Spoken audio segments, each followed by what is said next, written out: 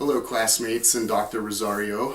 This is Tyler Caldwell, and I'm here to present my senior research project, which deals with the tainted relationship between the religion of Islam and Islamic terrorism. I had previously recorded a version of this presentation, but in light of the news coming out of New York City on December 11th, I thought it was prudent to do a reshoot to include a little information about that terrorist attack. As many of you may be aware, a young gentleman from Bangladesh detonated an explosive device in the Port Authority bus terminal. Luckily, the impact was minimal because, as authorities have stated, the device exploded prematurely. But 4 people were injured. There were no fatalities. But again, it's an unfortunate reminder that the threat of such terrorism does exist, and it is a part of our everyday lives, unfortunately. However, that being said, I think this is a good opportunity to remind everyone that the enemy is not Islam itself, but this certain sect of individuals that for whatever reason feel it necessary to carry out such violent acts for their own gain. And they do so in the name of Islam. And it's that point which leads me to my thesis and the purpose of my research which is, while many around the globe exclusively fault Islam for the creation and spread of terrorist organizations, the facts show that the radicalization process, which leads to violent extremism, is influenced by a number of internal and external factors. So aside from Islam itself, I want to take a look, and I did take a look at certain factors that lead these young men, and sometimes women, to a path of radicalization. And some of these factors fall into what I found to be 3 categories: political factors, socioeconomic factors, and psychological factors. And I will be presenting a little from each category as the presentation moves on. First, I wanted to start out by covering some of the major terrorist organizations that we're all likely familiar with, beginning with Al-Qaeda, which was founded by Osama bin Laden and other individuals in 1988 out of an effort to combat Soviet invasion of Afghanistan. Another group, ISIL, or the Islamic State of Iraq and the Levant, also known as ISIS to some, was founded in 1999 by Abu al-Baghdadi. Initially, ISIL itself was a supporter of Al-Qaeda, and those bonds were severed down the road for a variety of reasons. But ISIL is typically the face of terrorism in this current day and age. Many of the attackers pledge allegiance to ISIS or ISIL. Of course, Al-Qaeda was responsible for the greatest attack on American soil on September 11th, 2001, at the World Trade Center in New York, at the Pentagon, and in Shanksville, PA. There were 2,977 deaths, excluding the 19 terrorists themselves. And these actions were carried out at the behest of Osama bin Laden, under the direction of Osama bin Laden. Another major attack occurring in the U.S. was the Boston Marathon bombing that occurred on April 15th in 2013. It was carried out by 2 Chechen brothers, Tamerlan and Zakhar Tsarnaev. The brothers, as you may recall, used pressure cooker bombs, killing 3 and injuring nearly 300 others. There was also the Orlando nightclub shooting on June 12th, 2016, which saw an American-born citizen of Afghan descent named Omar Mateen kill 49 people in a shooting spree at a nightclub in Orlando. So, all three attacks that I just mentioned involved individuals that thought they were carrying out actions in the name of Islam and under the direction of Islam. So it helps if we know what Islam is all about. And to do that, we take a look at the history of Islam, which shows us that it stems from the teachings of the Prophet Muhammad in 7th century Arabia. And it centers on the believer surrendering him or herself to Allah. This will of Allah is expressed through the Quran, which is a written set of scriptures akin to Christianity's Bible. There are 5 recognized pillars of Islam: the profession of faith, the ritual prayer, the alms tax, or tithing as you may know it, fasting during Ramadan, and pilgrimage to Mecca. There is a term known to Islam and through the teachings of Islam known as jihad. Jihad is a term, I think, that conjures up an immediate image of violence and terrorism, for some at least.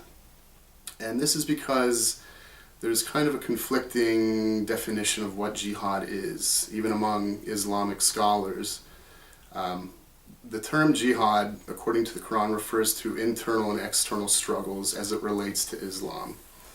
And this has been separated into 2 different meanings: greater jihad, which refers to the internal struggles, and lesser jihad, which are the external struggles against enemies, perceived enemies of Islam.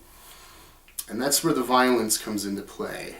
There are some in the Muslim community that interpret the lesser jihad as a call for violence against said enemies, such as Western civilization, the United States, although this is a highly controversial interpretation. So, what does the Quran mention about violence specifically? Contrary to certain beliefs, even those in the Muslim community, many scholars and experts agree that the Quran does just the opposite of promoting violence. According to Dr. Muhammad Miqdad, the Quran denounces violence and preaches tolerance of those that do not share Islamic beliefs, such as Christians and Jews. The Quran teaches that mankind should be judged on good deeds, and that those that practice violence and terror in the name of Islam are rather far removed from the religion's actual teachings. So, with all of that background and history out of the way, I'd like to get into the categories that I had mentioned earlier, starting with political factors that can lead an individual to radicalization, or a group of individuals. Research conducted by Bridget Coggins reviewed data pooled from 1999 to 2008 from 153 countries in an effort to tie state failure to the rise of terrorism, to see how that link existed and the nature behind that link.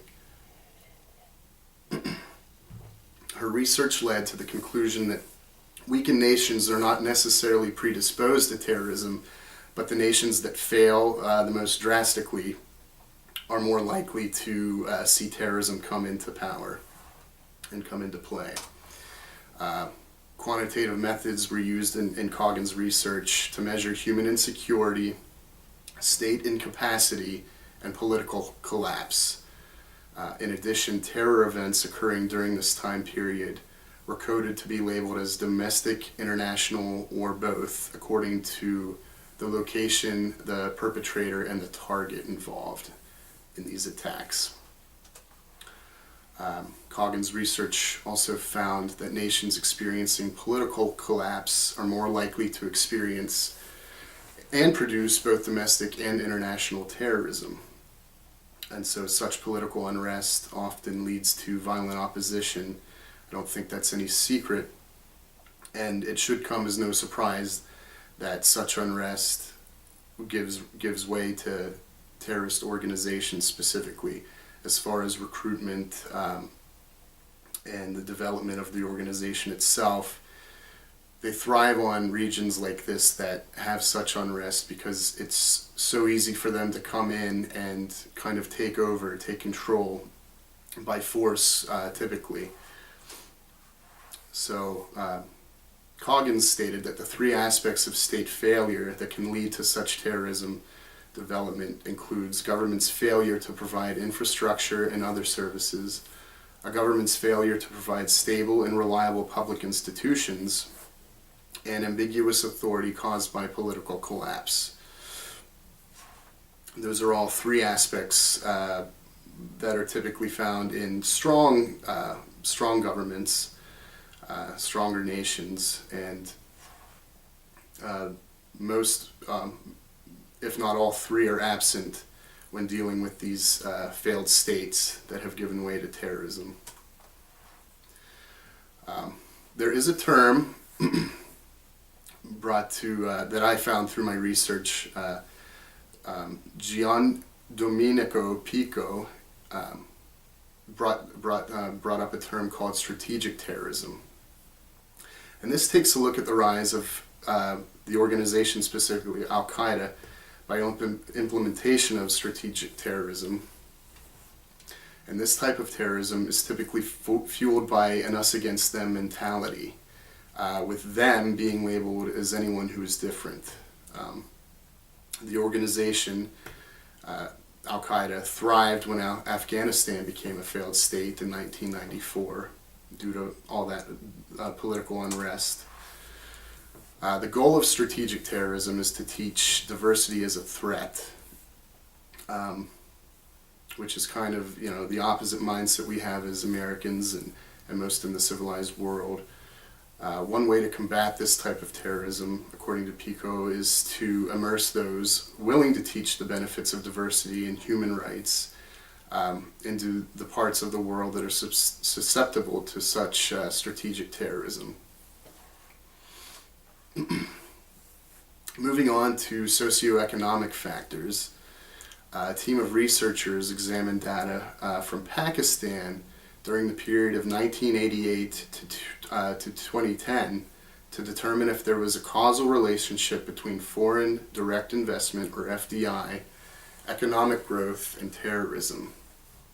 Data shows that the more terror activity a country is prone to, the higher the perceived investment risk, meaning countries outside of that nation aren't likely to throw money or invest money into that nation due to the threat of terrorism and the unrest that goes along with that.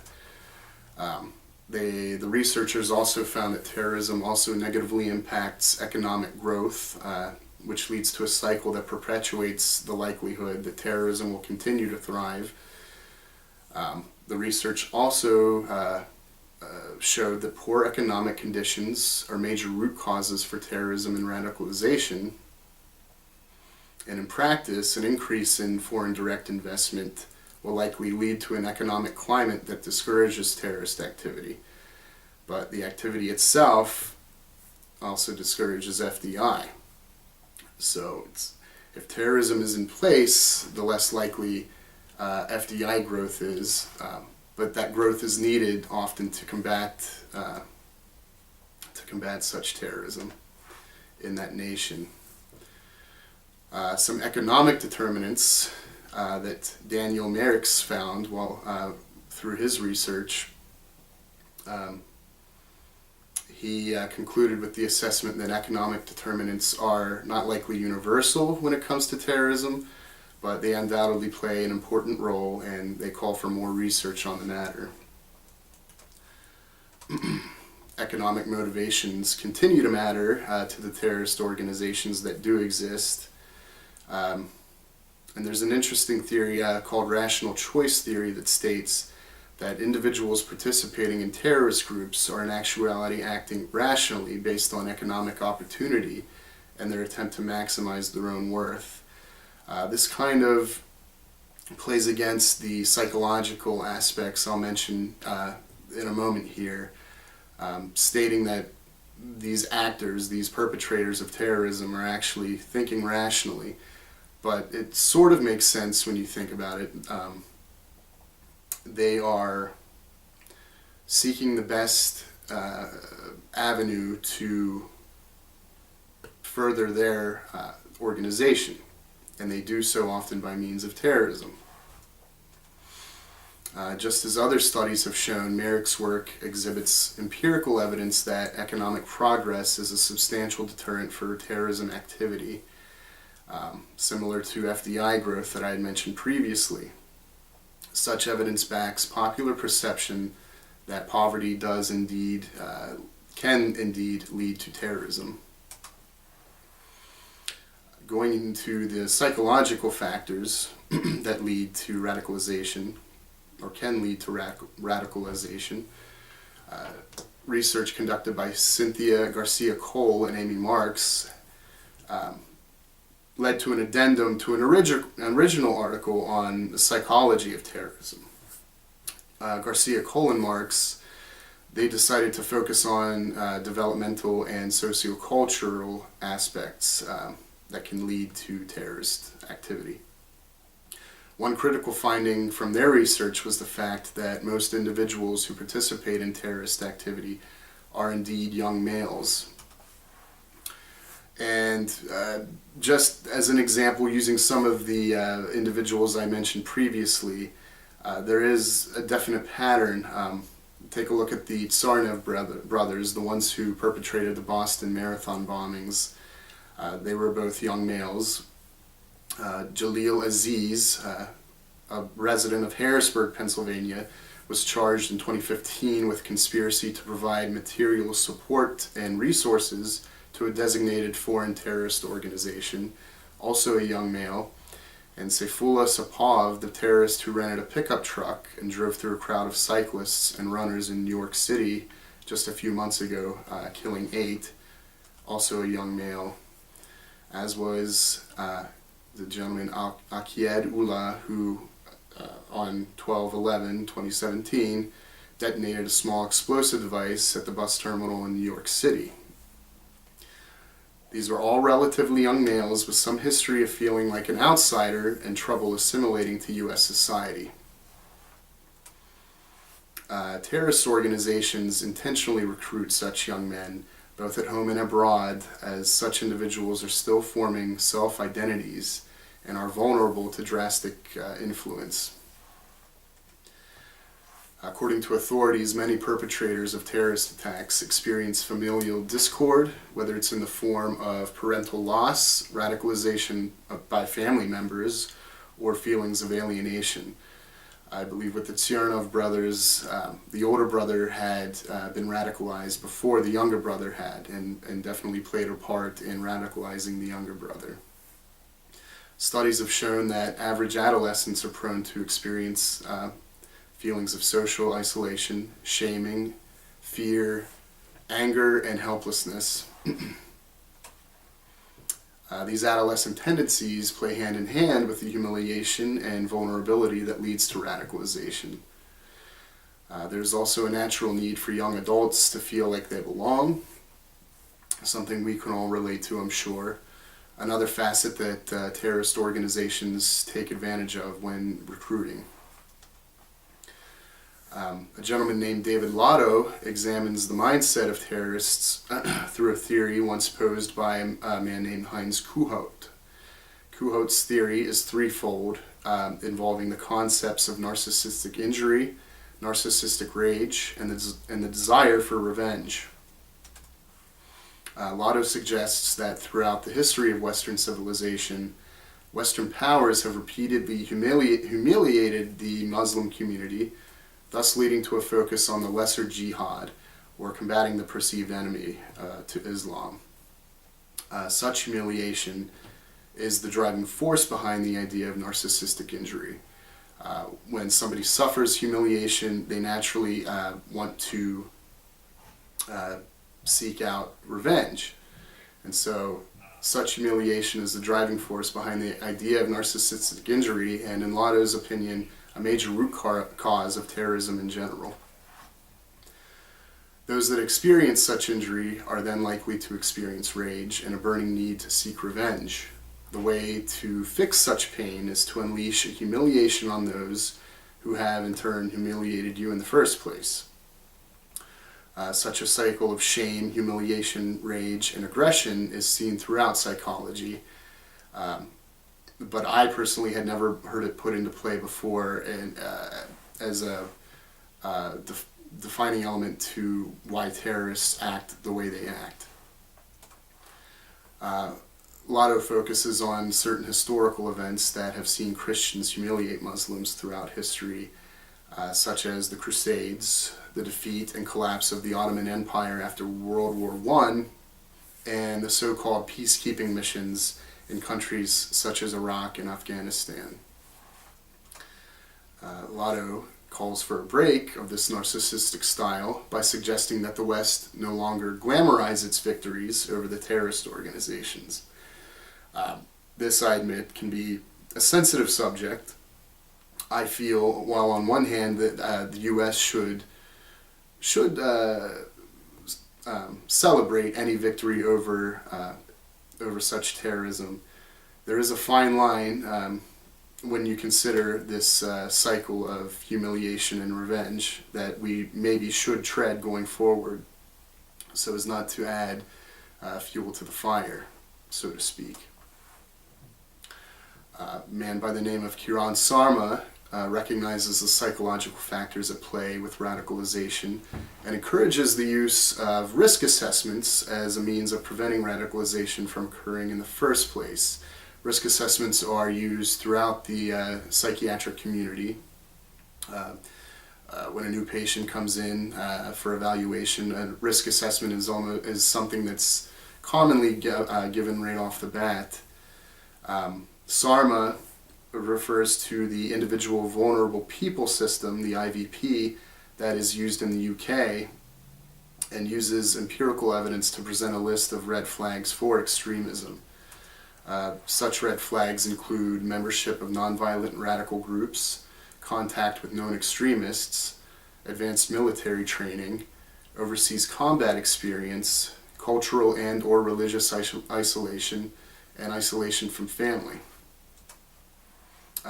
Furthermore, risk-taking behaviors, isolation from peer groups, hate rhetoric, and political activism can also indicate red flags for extremism. So though many obstacles do exist when it comes to this type of assessment and evaluation, as you can imagine, Sarma makes a plea that more psychologists get in the game and contribute their expertise to fine-tuning such measures, as it is crucial in the battle to combat radicalization. So now that I've covered some of the factors that can come into play when that can lead to radicalization, I'd like to talk about what happens when that link between Islam and terrorism is made unjustly. It can lead to something called Islamophobia, a term I'm sure most are familiar with. And essentially this is an inherent fear of Islam in professed Muslims, a fear that can be exacerbated by our political leaders when words aren't chosen carefully. For instance, our current president, President Trump, has bandied about the term radical Islamic terrorism, whereas his predecessors George W. Bush and Barack Obama were wary to do so because of out of fear of making that link to the religion of Islam itself. Such terminology can fracture an already fragile relationship between Islam and the rest of the world when such a blatant connection is made between the religion and acts of terror.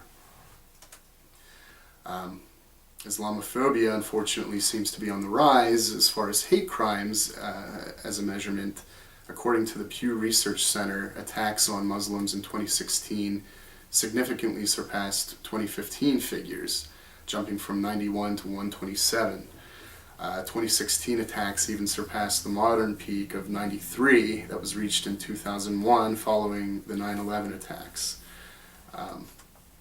Hopefully a trend that we see decline over the coming years.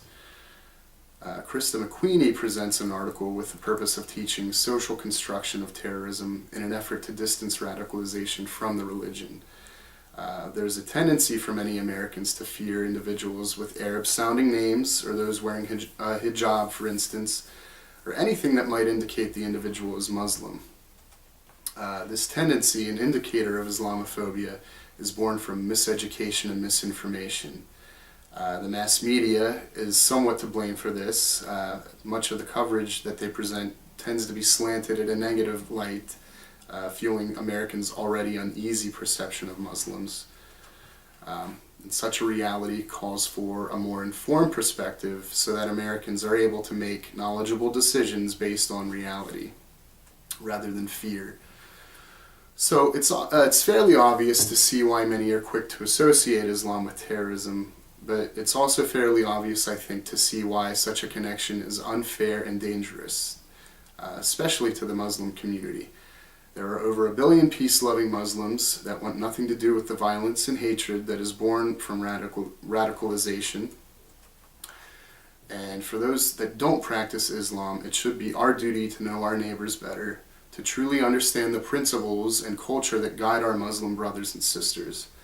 When such an understanding is created, it goes a long way towards combating the evil that does really exist in this world.